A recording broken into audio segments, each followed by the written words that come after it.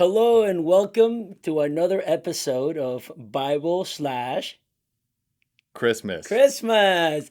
Woo! Do you like Christmas? I love Christmas. What do you like about Christmas? I love the songs of Christmas. Really? What are they called? Christmas carols. Christmas carols. Is that the question? Yeah, that was a question I Okay, had for good. you.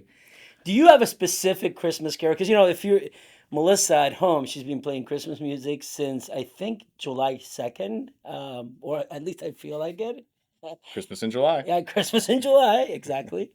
But you and I were talking about a Christmas carol that you love, which Yeah. is actually my favorite one Yeah. too. We both love this song. It's Yeah, called Hark the Herald Angels Sing, yeah. particularly because the people who made it, the guy who wrote it, used very, very careful and biblical language in Yeah. writing it. So it's really Who cool. wrote it? I think it was John Wesley or Charles Wesley. Charles Wood. Charles Wesley. Yeah. So, yeah, so he was very, very careful in writing that. And one point to bring up, there's this line that's really great where he says, veiled in flesh, the Godhead see. Yeah. And that's just really, really great doctrine, specifically when it comes to the incarnation. I think we can sometimes just think, we don't understand the incarnation or, oh, it's all a mystery. We can't say anything. But the Bible actually does give us a lot of language to use when talking about what happened. And there's, a ton of heresies we could talk about how people have gone wrong on the incarnation, how heretics have ruined Christmas, all sorts of things. But I think an important point that he brings up is when he says veiled in flesh, the Godhead see, the point is that Jesus is still God. He's still God. John Owen said he became what he wasn't without ceasing to be what he was. And that's actually tied from the language of Philippians 2, which describes the incarnation, where verses 6 through 8 are really the key. But Paul is saying that Jesus, although existing in the form of God, form being a visible expression of your real nature. In this case, he's existing in the form of God, pre-incarnation. So it wasn't a physical form that he had, but it was in some way a visible spiritual form. He did not regard equality with God a thing to be grasped, but he emptied himself. But how did he do that? Did he, get rid of his deity? Did he take his omniscience and put it on the shelf? Did he take certain attributes and get rid of them? No, he emptied himself, and the text says, by taking the form, a different form, the form of a slave by being made in the likeness of men. So he emptied himself by taking something upon himself. And maybe a simple illustration, it's really important to see that the word emptied is used for, in the New King James, it says to make of no reputation. So it's not truly emptying out contents. It's making of no reputation, or it's making of no impact. And so in a similar way, maybe an illustration would be, the glory of God is called in the Bible, it's described as the light, like the light of the sun.